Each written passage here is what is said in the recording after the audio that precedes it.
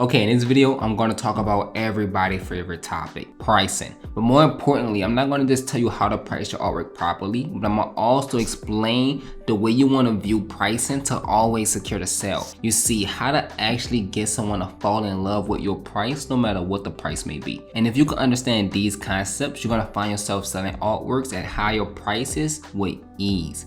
With that being said, if you don't know who I am, my name is Gerard Henry. I'm the founder of Artist Rise. In the past few years, I have a few artists cross $10,000 in single months selling their artwork online. And my goal here is to provide so much freaking value that at some point you're going to want to work with me, and then we end up working together somehow. But for now, let's just talk about pricing. So a couple things I'm going to cover. First, I'm going to talk about how you should view pricing as a visual artist.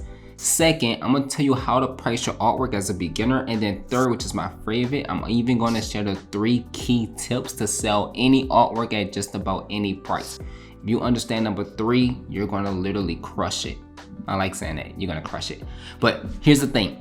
When it comes to pricing, you need to understand something.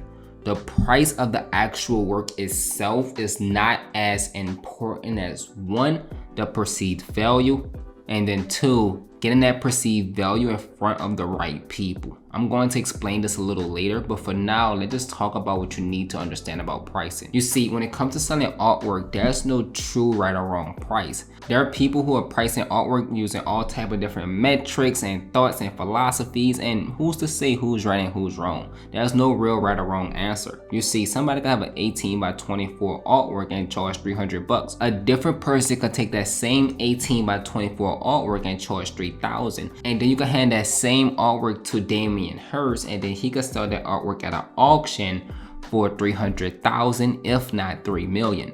So who has the right price? Who has the wrong price? Is there a right or wrong price? No, there's really not. So we're going to talk about not how to price your artwork the right way, but more importantly, the correct way.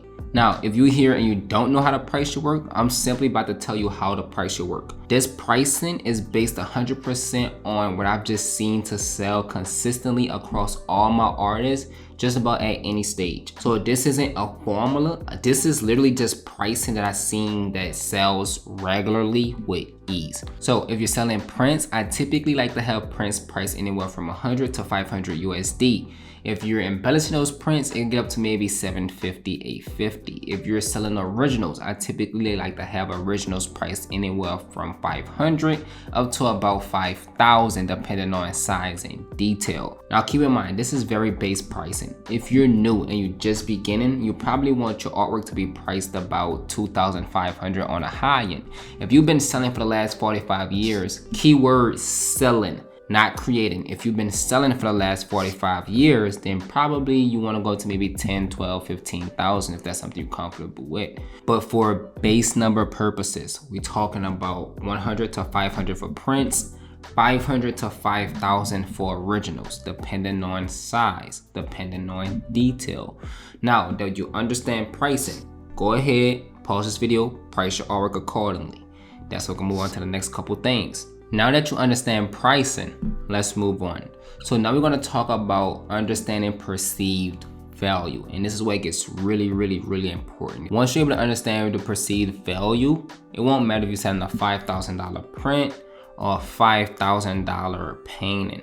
So there are 3 things that are very important to understanding the perceived value behind your artwork, and more importantly, raise that perceived value. But first, let me explain perceived value.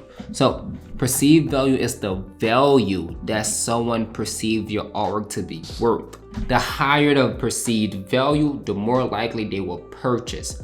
Let me explain. Let's say if your artwork is $2,000, right? So this is where your artwork at, this is $2,000. Now, as the buyer, you want them to feel like your art is worth way more than $2,000. So if you want to sell a $2,000 artwork, you need them to feel like it's worth $5,000. If you want them to spend $100 on a print, you want them to feel like they're getting $500 worth of value to buy that $100 print. And as long as you can understand this concept, you will always sell art with ease. Basically, we want the value to exceed the price. As long as they feel like value is here and price is here, you're gonna always sell. You see, one of the main reasons artists struggle to sell their artwork is because the price of the artwork and the value is on the same line. And when these two things are on the same line, it's hard for that buyer to make a purchasing decision, mainly because they thinking to themselves, why would I spend this amount on this artwork, which is something that is not needed?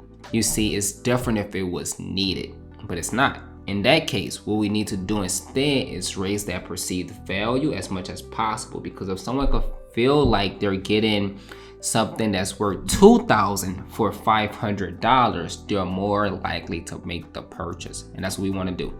So here's a couple tips to raise the value of your artwork. One is a process I call stagging. What's stagging? Stagging means adding as many things on top of that artwork when you sell it to raise the perceived value. I'll give you an example. One of my artists named Shaz ended up selling the artwork for $12,000 to a buyer. However, when she also was selling the artwork, she threw in 3 bottles of champagne with their names engraved on the bottle.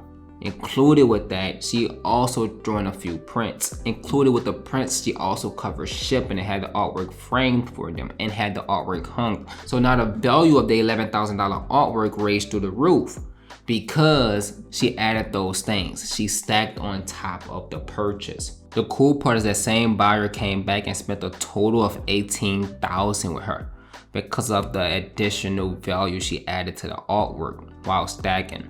So one, start stacking. Think about things you can include with your art sale to raise the perceived value of the artwork. 2 is what I call anchoring. So the second tactic I love to use is a strategy I call anchoring.